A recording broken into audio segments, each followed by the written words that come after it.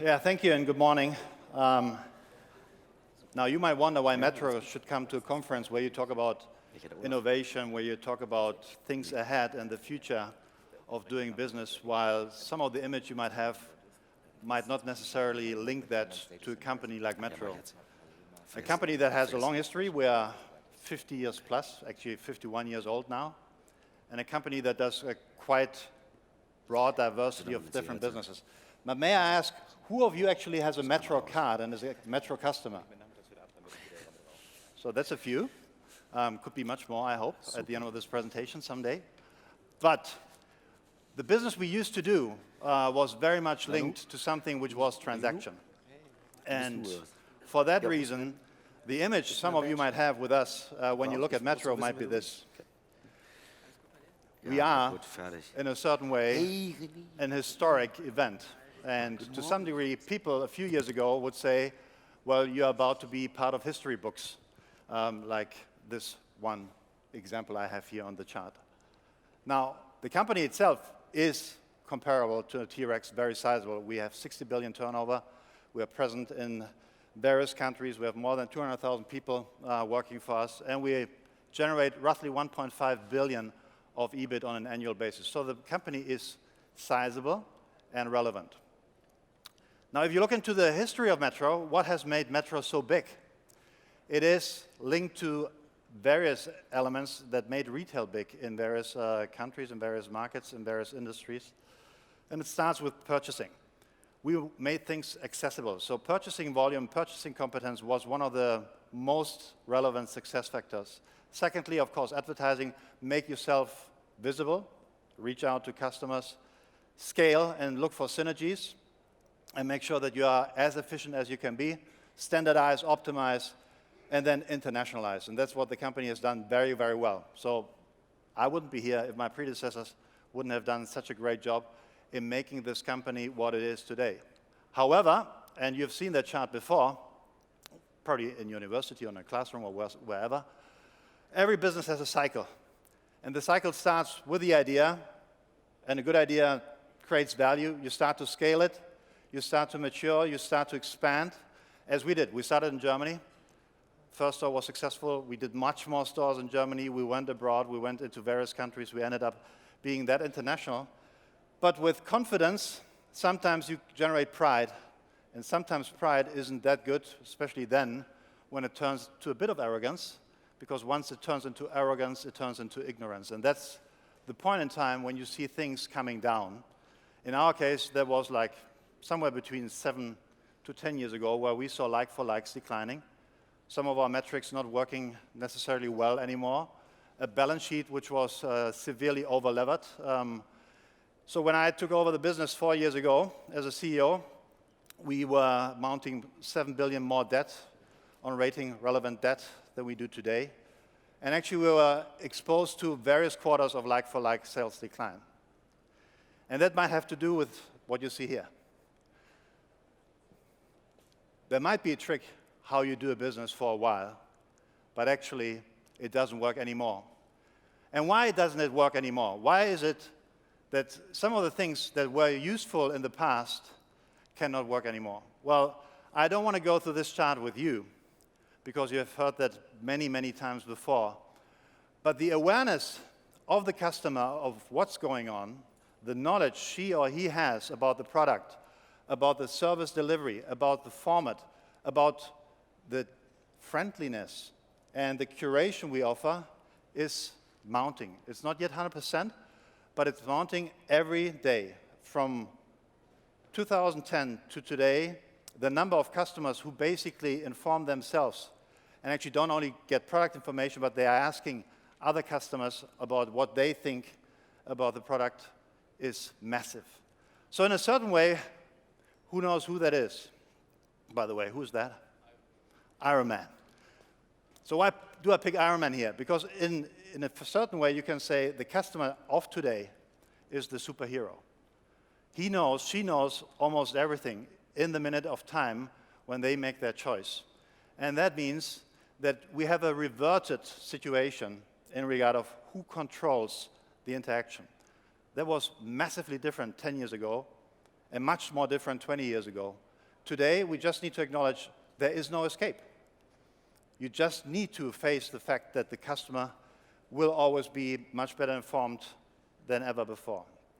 And for that reason, if you look into this, our point of view is traditional retail, traditional wholesale as we did in the past, was making things accessible. So, as I said before, the core competence was, we get you the product, and you should be happy that we do that for you. And we reach out to as many people as we can to sell as much product as we can. Now, in today's world, we think it's all the other way around. The asset base is not the product, and it's not the purchasing competence. Our biggest asset, our strongest asset, is the customer base we have. And therefore, the question we need to raise is, what can we do else? What else can we do to do a better job in providing the product you need, the service you need, the experience you need? And I can tell you that is, of course, not just a question of a strategic direction.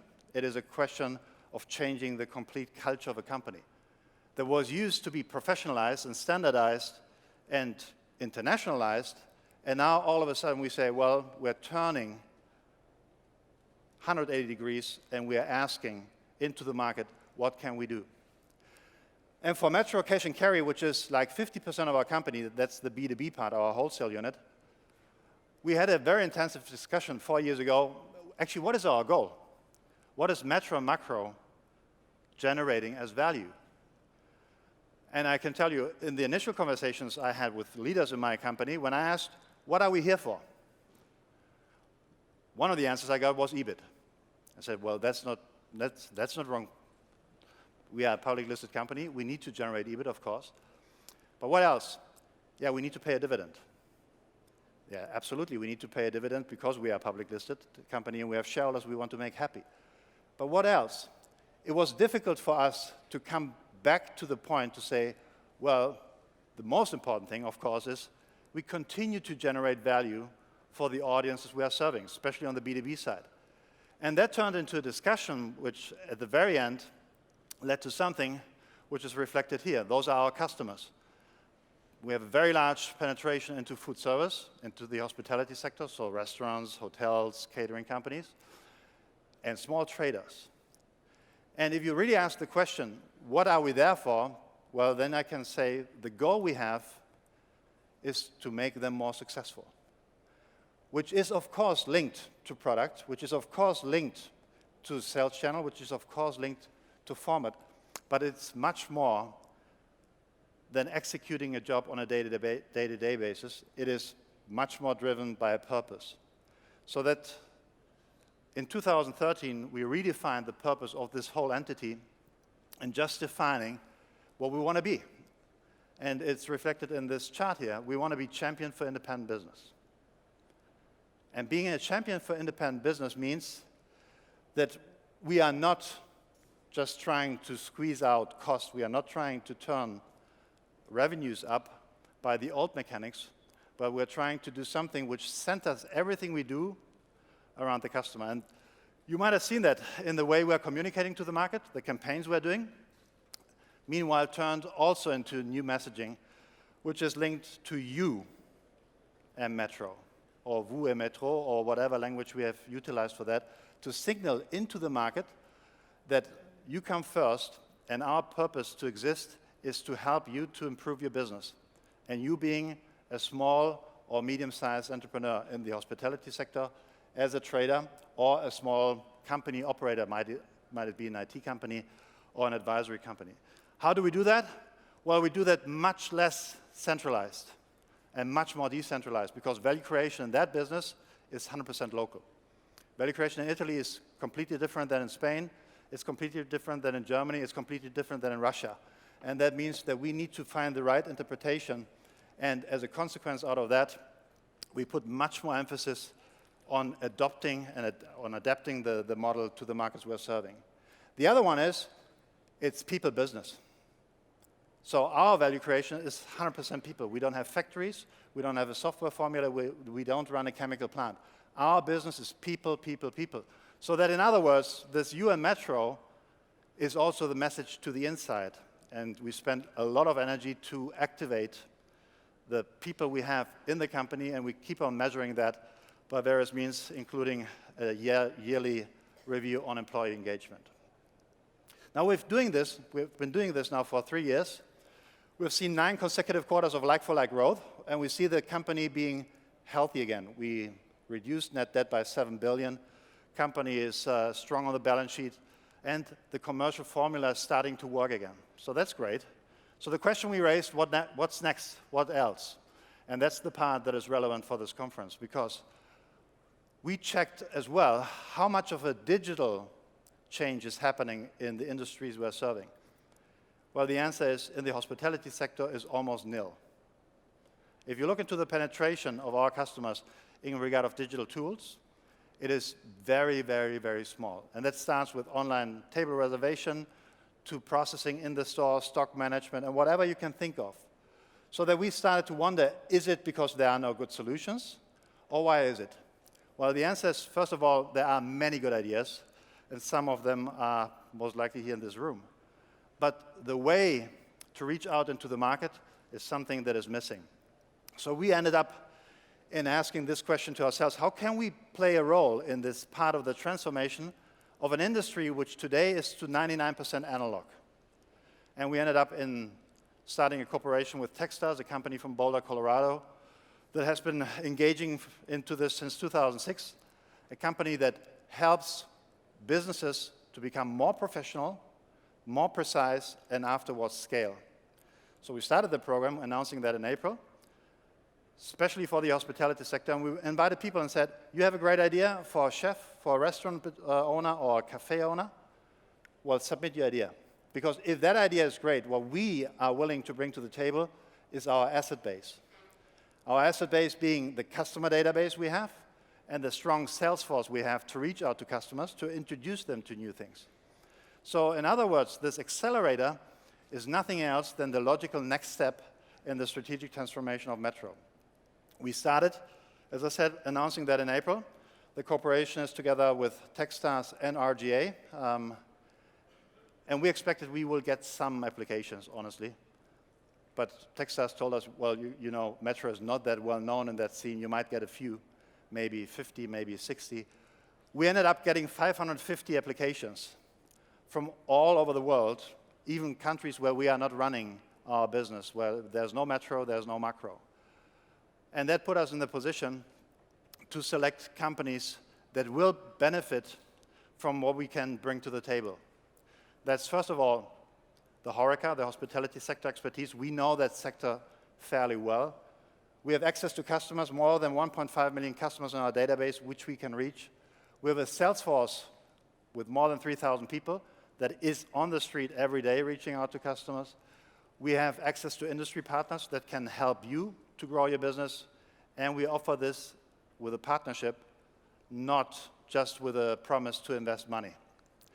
So the companies you can see here are now on board. We started the program 4 weeks ago, and the program will end somewhere mid of January, then with a demo day on which we will invite investors to meet those companies and see the progress made and make their choice on teaming up. We will make our choice as well, because all of these companies have been selected on this formula I mentioned before. You create value for our customers. Well, let's try to get that value even more precise so that my sales force is able to understand in 180 seconds what is it that I can sell to the people I'm serving. So after 4 weeks, I dare to say we already see huge progress, and for us, a huge learning. Because we teamed up with Techstars because we admit we have no idea on how to run such a program. We'll never claim that we are an accelerator company or that we are even a VC. But what we claim is we know the sector, and we have an asset base that is attractive to you as an entrepreneur who want to reach out to customers that we know. We started that with a pilot a few months before. So we have one company we teamed up already in January. That company is called Culinary Agent. It's sort of a LinkedIn for the food service sector, something that isn't existing. What is it in fact? Well, you are a chef and you're looking for a new job. Well, here's the platform, because all the postings of highly qualified and attractive jobs are on the platform, or the other way around. You run your hotel, you run your restaurant, you're looking for a sommelier, you're looking for a chef or a sous chef, go to Culinary Agents. The lady who started that company is Alice Cheng. She's a New York-based entrepreneur. We met her in January. We found a way how to team up, and we introduced Alice and Culinary Agents to France on an event in Paris a month ago, and 2 weeks ago in Milano. And as you can see on that chart, we are committed to give Alice the access to that customer base and make sure that not only she's growing in the United States, but we can help her to grow in Europe. And with the style we have seen, we are super encouraged that this will be a success. So concluding on Metro Cash and Carry, we used to be that kind of transaction business, trying to optimize, standardize, industrialize, and we're turning that with various things, I cannot go through this because it would take too much time, into something where we want to say, tomorrow we want to be your system partner, we want to be your solution partner, and that of course does not only include good merchandise and service in the store and in the other sales channels, but it will include much more digital than ever before. So Metro is not only Metro Cash and Carry, but we also have two other businesses, one consumer electronics entity. It's a 20 billion turnover business, MediaMarkt Saturn, and a hypermarket business, 8 billion turnover that we run in Germany. I just want to illustrate how we look at things today. Of course, we look at things like turnover growth and bottom line improvement, which is coming quarter by quarter, and that's great. But what we're looking at as well is what is the asset base we can make accessible to people that want to innovate. And now, I mentioned before Metro and Macro, 21 million people registered with a Metro card that do business with us basically on a recurring basis. 7,000 people in the sales force out there on the street every day. 3 billion food service distribution turnover almost that we are running. And we have 1 million people with us every day doing business at Metro Cash and Carry. Now, look at consumer electronics. The number of interactions is even bigger. 3.2 million people in our stores a day, so 3.2 million touch points we have. We have 2 million on our website per day and growing very fast because we are now, meanwhile, a relevant player in e-commerce, in consumer electronics.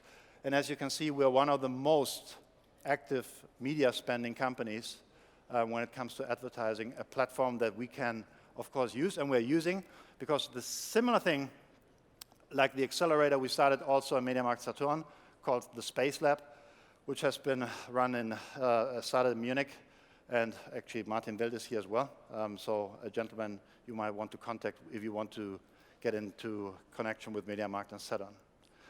So in other words, to conclude, what are we trying to achieve in the digital space and working with people that go for innovation, not only on the internet but elsewhere?